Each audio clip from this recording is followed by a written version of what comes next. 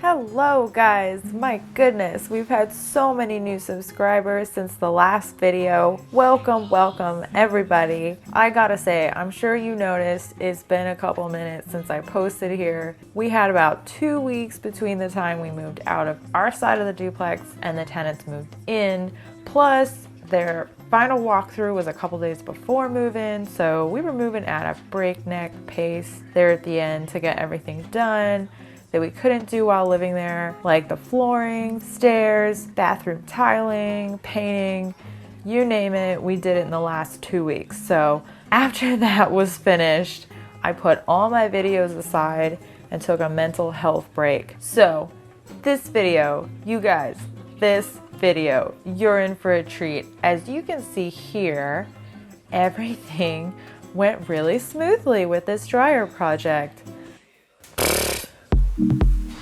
In all honesty, I'm actually really excited to share this one with you because my goals changed throughout the duration of this project and I was filming the whole time. So if you watch this, you can learn from my mistakes, save yourself some time and energy. To start, my original goal was simple: connect the back of the dryer to the existing ductwork in the floor.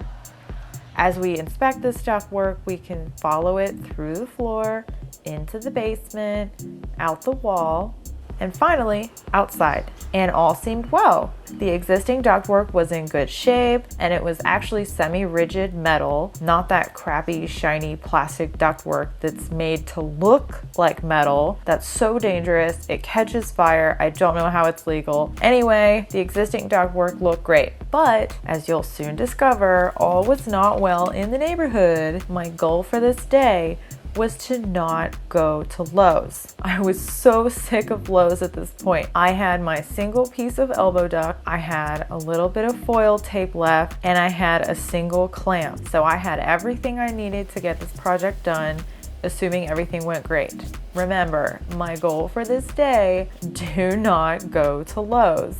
I began by inspecting from underneath, making sure I could find daylight to see how much ductwork I was dealing with. There it is. I decided to secure the majority of it with a wire to hold everything in place after I removed the elbow from the hole in the floor. I didn't want everything to just fall, so the wire would hold everything up while I changed out the elbow piece. And the reason I decided to change the elbow piece was because it had screws securing it in place. Red flag number one, you can't have holes in your ductwork or it will catch lint and lint will catch fire. You can't have screw heads protruding from the walls of your ductwork or it will catch lint and lint will catch fire. So I removed the screws and tried to wiggle the elbow piece out.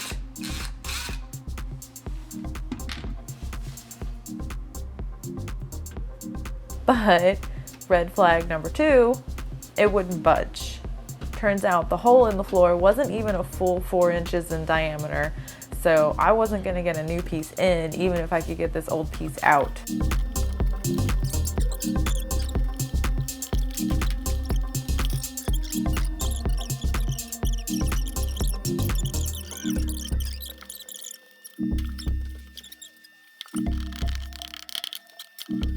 Once I realized that pulling it up from above wasn't going to work, I decided to attack from underneath, and success!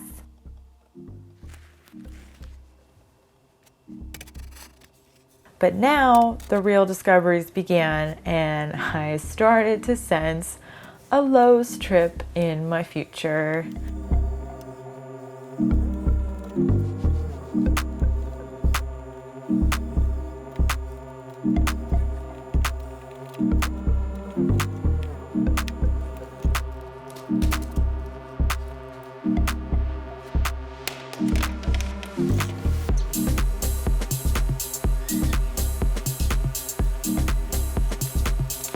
I looked down into the semi-rigid duct and saw a bunch of lint built up. It wasn't looking good.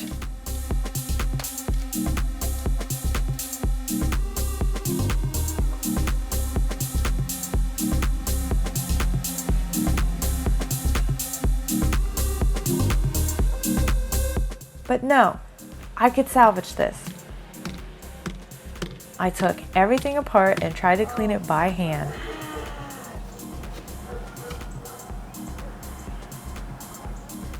I tried banging the lint out, but guess what?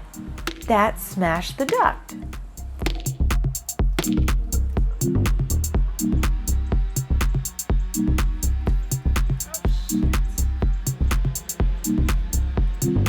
But I can fix it. All right, I knew at this point that I had to buy more materials. So I took everything else apart.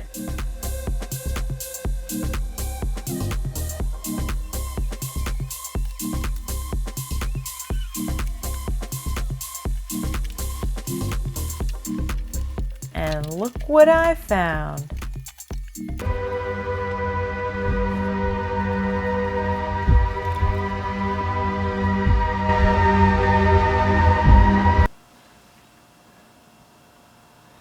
We're going to Lowe's.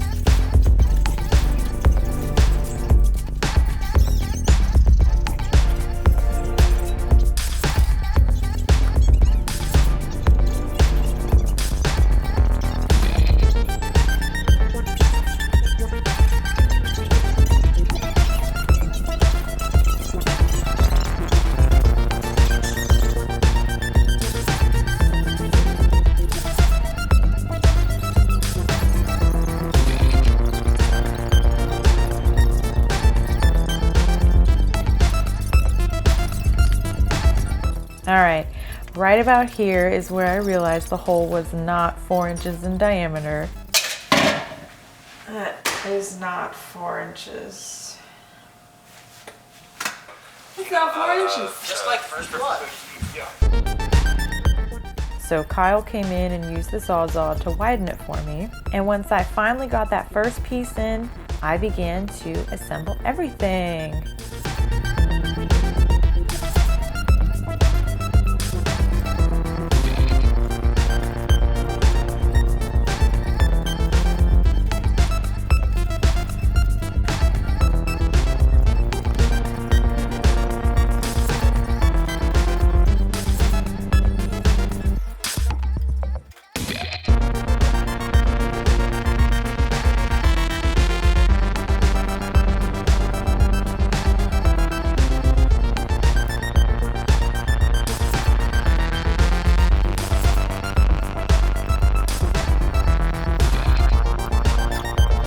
I clamped and taped every connection, making sure that each piece of duct I added was a female connection.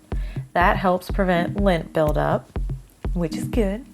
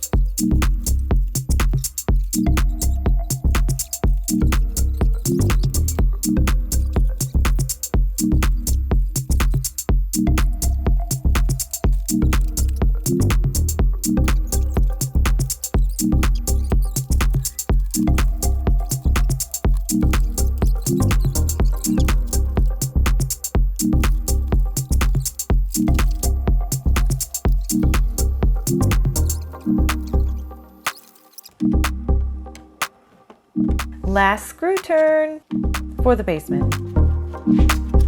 If I just take a picture.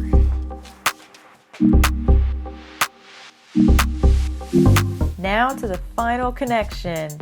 This is the trickiest part because the dryer needs to back up into place, but then you have less room to work.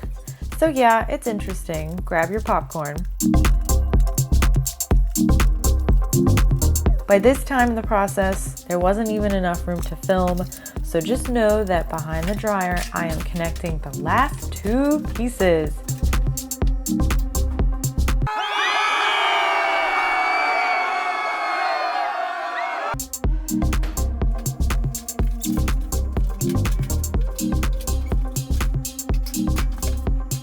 Here's what it looks like. Woo!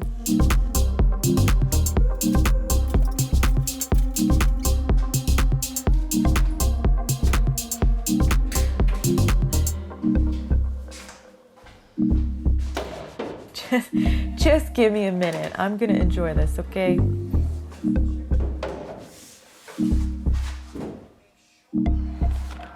Oh, and to prevent another nest from clogging the new ductwork, I installed a guard around the hood.